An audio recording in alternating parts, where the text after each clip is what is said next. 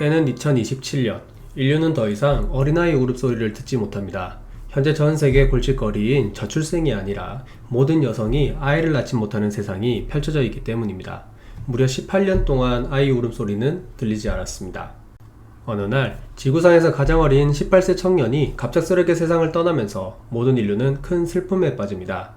출생자가 없기에 자연스럽게 인류는 멸망할 수밖에 없는 디스토피아. 2027년 영화 속 세상은 혼돈과 암울 그 자체입니다.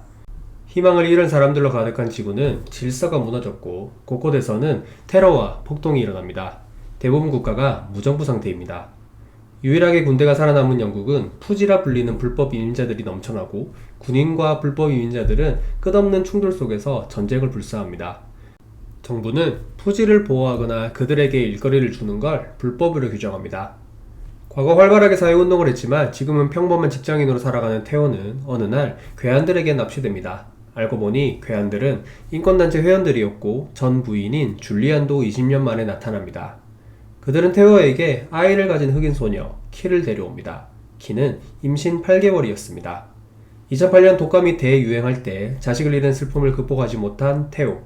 절망 속에서 큰 희망을 본 태호는 임신한 키를 보호하며 인간 프로젝트를 시행하는 곳으로 데려가기 위해 모험을 시작합니다. 오늘은 색다른 디스토피아를 그린 칠드런 오브 맨을 분석하고 정리하도록 하겠습니다.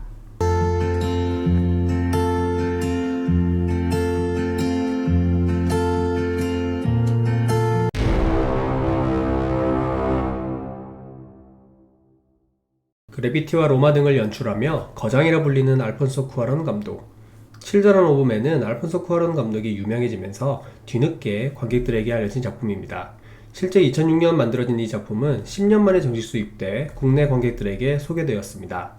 칠드런 오브 맨은 섬세한 심리 묘사는 물론이고 후반부 12분 넘게 이어지는 롱테이크 카메라 기법을 통해 종말 위기에 처한 인류의 모습을 잘 보여줍니다. 독창적이고 경이로운 세계관을 표현하는데 부족함이 없습니다.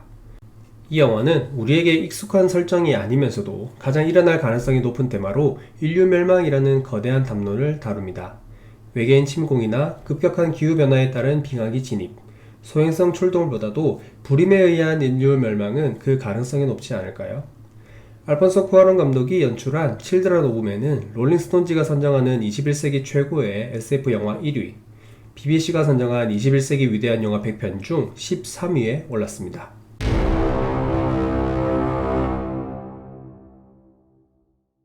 대한민국 사회는 여전히 노키즈존 갈등이 존재하지만 칠드런 오브 맨엔 노키즈존이 존재할 수가 없습니다. 아이가 없기 때문입니다. 이름 그대로 노키즈 그 자체입니다. 아이가 태어나지 않는 암울한 세상 속에서 상대적으로 어린 사람들은 행복할까요?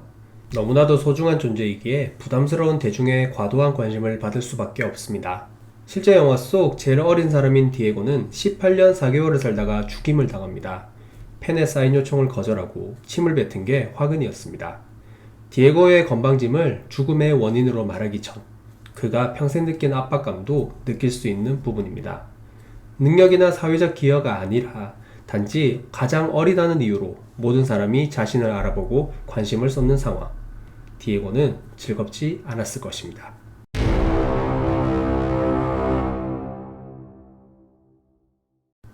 2019년 합계 출산율 1명이 무너진 대한민국은 국가 소멸 위기 속 엄청난 국력을 쏟아붓고 있음에도 저출생 문제는 해결될 기미가 보이지 않습니다.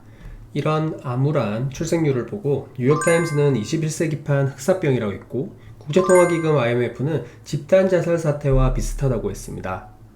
저출생 문제는 비단 한국만의 골칫거리가 아닙니다. 우리나라보다 상대적으로 나을 뿐 많은 국가가 저출생 문제로 고심하고 있습니다. 특히 동아시아 국가가 더 심각합니다. 세계 1위 인구대국이었던 중국도 젊은이들이 아이를 낳지 않으며 왕좌를 인도에 넘겨줬습니다. 유독 동아시아 국가들이 저출생 문제가 심각한 건 인구 정책이 한 세대도 지나지 않은 채 너무 빨리 바뀌었기 때문입니다.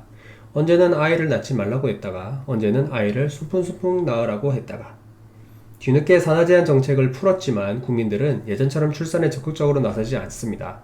개인주의와 1인 가구의 보편화, 높은 집값과 저성장, 과도한 사교육비 부담 등으로 먹고 사는 문제에 직면했기 때문입니다. 출산의 전 단계로 여겨지는 결혼도 하지 않는 젊은이가 많은 게 현실입니다. 유교 문화권이라는 점도 발목을 잡습니다. 수천 년간 이어져 온 유교적 가부장 문화 전통은 결혼 시장을 심각하게 왜곡시켰습니다. 남아선호 사상이 오랫동안 이어지며 결혼 정년기 청년들의 성비를 무너뜨렸고 상대적으로 결혼하고 싶은 남성이 짝이 없어 할 수 없는 상황입니다. 중국에서만 3,500만 명이 넘는 노총각이 양산되고 있는 실정입니다. 칠드런 오브 맨에서 불임의 명확한 이유는 설명되지 않습니다. 2009년부터 원인을 알 수 없는 이유로 여성들은 임신을 할 수 없는데요. 환경 파괴가 혹은 극단적인 출산 파업이 그 이유일 수 있습니다. 저출생이 인류 생존과 미래 문제로 부상한 가운데 더 극단적인 불임의 시대를 보여주는 영화 칠드런 오브 맨입니다.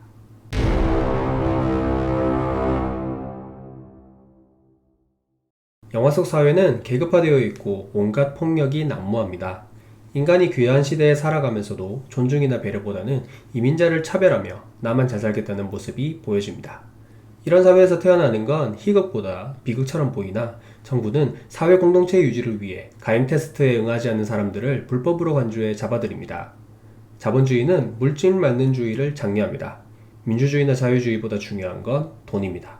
영화는 자본주의의 민낯을 그대로 보여줍니다. 영국은 8년째 이민 봉쇄 정책을 펼치고 있습니다. 파시스트들은 모든 인권이 평등한 사회를 거부하고 국민 생활을 통제합니다. 난민을 돕는 아름답고 따뜻한 마음을 불법으로 간주하고 군인들은 대낮에 거리에서 아무렇지 않게 총질을 합니다.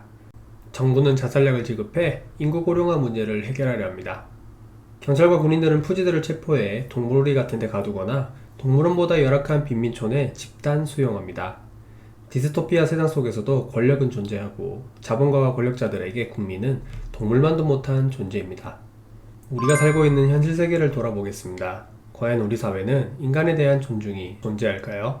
이 영화를 구성하는 배경은 불임이지만 알폰소 쿠아론 감독은 인간에 대한 존중이라는 메시지를 명확하게 전달합니다.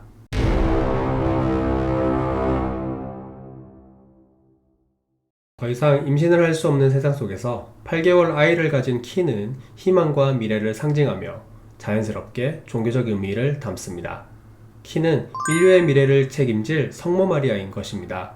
그녀는 열악한 난민족 여인숙에서 딸을 낳습니다. 키는 흑인입니다. 백인들이 주류인 세상에서 중동에서 태어난 예수는 백인처럼 묘사된 게 사실이지만 여러 역사학자는 흑인 혹은 유색인종일 가능성이 높다고 주장합니다. 알폰소 쿠아론 감독은 인종차별을 경멸한다는 뜻으로 성모 마리아와 예수의 상징을 흑인 배우를 사용했습니다. 키를 보호하며 인간 프로젝트를 시행하는 곳으로 데려가는 테오는 순교자가 됩니다. 영국군과 불법 이민자 사이를 가르는 아이의 우렁찬 울음소리. 사람들은 싸움을 멈추고 성호를 그으며 무릎을 꿇습니다. 탄생은 신념이고 죽음은 운명. 영화는 관객들에게 그래도 희망을 잃지 말자고 생명의 숭고함을 일깨우자고 말합니다. 칠드런 오브 맨은 2006년 개봉 당시 7,600만 달러 제작비로 6,995만 달러 수익을 거두는 데 그쳤습니다. 10년의 세월 동안 제작비를 회수하지 못했습니다. 그러나 이 영화는 위대한 SF 작품으로 추앙받고 있습니다.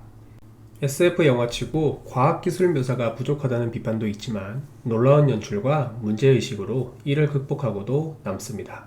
촬영 역시 압권입니다. 카메라 렌즈에 피가 튀는 등 총탄이 난무하는 급박한 상황을 관객에게 전달하기 위해 깔끔한 편집이 아닌 거친 카메라 무빙을 선택했습니다. 이 작품 속 롱테이크 기법은 모든 영화를 통틀어 5손가락에 안에 들 정도입니다.